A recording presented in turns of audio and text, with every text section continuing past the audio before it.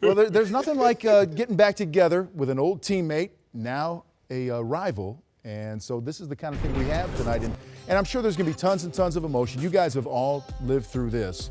Back on Independence Day, Durant dropped the hammer on his team, a city, a state. You don't erase, though, 9 years with a franchise and all this list of accomplishment, including MVP and a trip to the finals. Yet and still, he is now the enemy, and he's bracing for his first trip to OKC as a Warrior. Here is Durant on what he expects tonight from the OKC fans.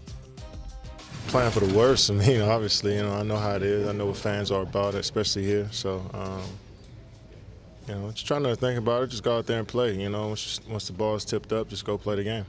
I'm fine. I'm move forward. Things happen in life, man.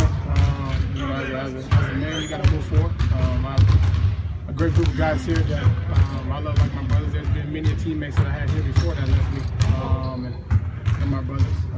That I still talk to, that I don't talk to. So it's not just Kevin. There's many guys that come in and out of Oklahoma City that I've been in a relationship with that maybe you guys may not know about. But I think, obviously with me and Kevin, it's a little bigger stage. Do you feel like you'll ever rekindle that, that moment if you guys? I'm not sure. It's not really up to me, honestly. Well, there's a lot going on here. Reportedly beefed up security for Kevin Durant, armed security, reaching out to Rich Paul, reportedly, to try to figure out what LeBron went through when he went back to Cleveland and became a Miami Heat. So why does this seem bigger than a game itself? Or will we settle back in? Sam, once we tip it up, it's going to be basketball? Yes. Once the ball go up and the fans calm down a little bit. Look, the fans are going to be excited, but having to have beefed up security, armed guards, and things of that nature. Look, I know people are passionate about their team, but think about something. This guy played for you for 9 years. He never embarrassed himself nor the organization. He was a standout on the court and the community. And I understand when you lose a great player like Kevin Durant, when he chooses to leave, it hurts. But he never say he didn't love OKC. He never said he didn't respect the fans in Oklahoma City. He just made a basketball decision that he thought was going to be better for his career. That's it. Nothing about the love. And if you think about it, he's still doing outreach community things in OKC, even though he plays the Golden State. So I understand the fans come to the game, boo him, give it to him. But understand, this is a good man that was a great player for you. He changed teams, and let it be that. Do it in fun and good nature. But there's a line, Isaiah, you know this, that you don't cross.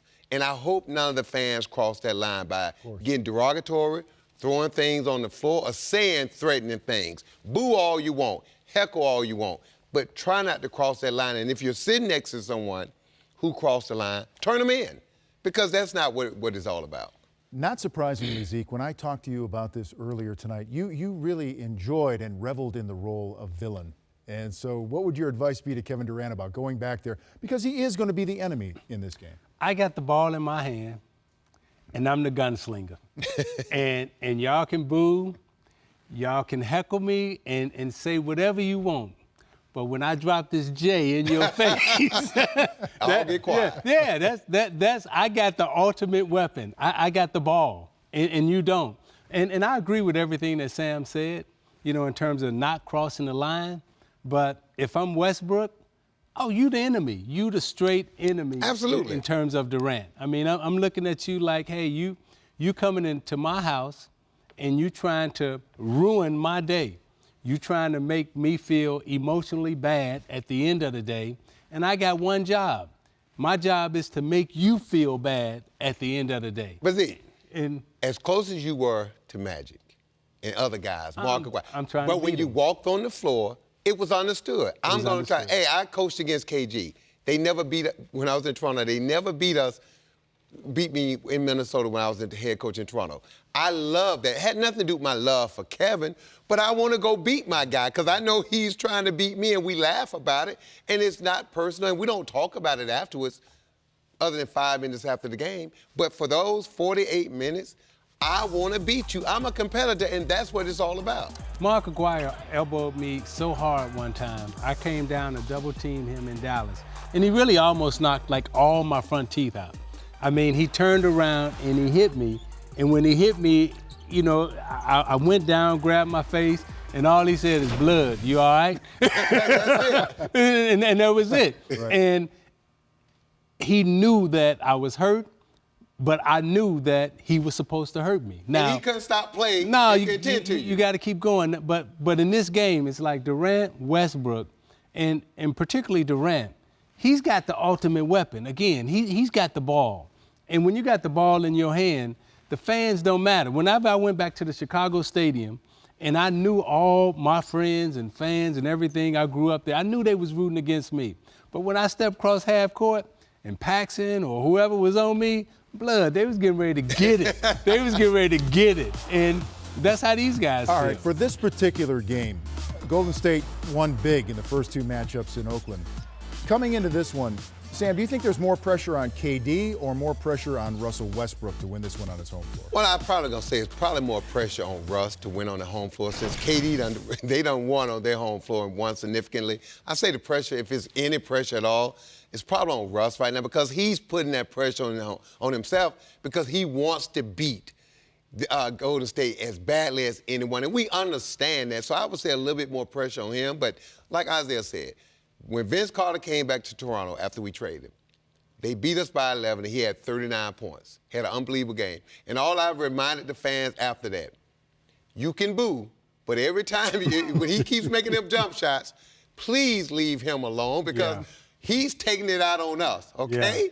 Yeah. All you're doing is add fuel to the fire, and he's taking it out on us. So I would say to OKC fans, if Durant hit his first two shots, you better sit down and be quiet because he might hang 50 on you. And I would say to OKC and the fans, do everything in your power to make Kevin Durant uncomfortable because, you know, he is the enemy coming back into your building. And your job is to make him feel uncomfortable. And if you say he reached out to LeBron and he reached out to other people about how you handle this situation, I'm saying if I'm Russ and OKC right now, I'm saying that's good. I want him to be uncomfortable. I want him to step out on the floor and his shoes may be a little too tight. I don't want his uniform fitting right. I don't want nothing good going for KD today but you know if what, I'm Isaiah? in OKC. Not one fan in the stands is going to be on that floor playing defense. I know. That's the best thing. And this is another thing. All them guys he played against in practice every single day. So they know him, and what they know about him, they can't guard him. Yeah. And what he knows, like we knew in practice against Kevin Garnett, we couldn't guard him in practice. So he has the biggest advantage of all because he's familiar with all them guys, and he knows there's not a guy on that team that can guard him. Do you agree with sort of the what Isaiah's been saying about maybe like in these first matchups, getting Kevin Durant the ball, get him going early in a game like this? Is it important for him to do that and answer right away in a game like this? I don't think it's important for him. I think it's important for Golden State team. Kevin Durant is their teammate now. He's their brother. So to look out for my brother, I want to get my brother going early so he can have a good game to quiet the crowd and to kind of stick it back to them a little bit. That's my brother. So if I'm Steph Curry, Draymond Green, and all those guys, I expect them to try to get Kevin off early to get him in rhythm. And the earlier he can get off, the less pressure it takes off him. And then he can just settle down and play basketball. But look for them to try to get him going because if he gets going early, everybody else just going to jump on his back because that crowd with the booing, if he gets it going early, it's just going to fuel him more. And that's an important point, and that's an important question because, and now you're giving it from the teammate's perspective. I'll give it to you from my perspective, coming back into that situation. I had to try to control my emotions, not get too excited, not try to, be so personal about it. I failed. Because I was okay, and then they threw up the ball, right? As soon as I got it in my hands, it became personal. And I remember one game in the stadium, after the first quarter, I go back to the bench, and Chuck Daly said, "Okay, are you finished now?" I was like, "Okay, I'm cool. All right, we can." You've done playing 105. Yes, we can get to the game plan now. But I think I took like the first 10 shots. Well, it's a regular season game. It doesn't feel like a regular season game.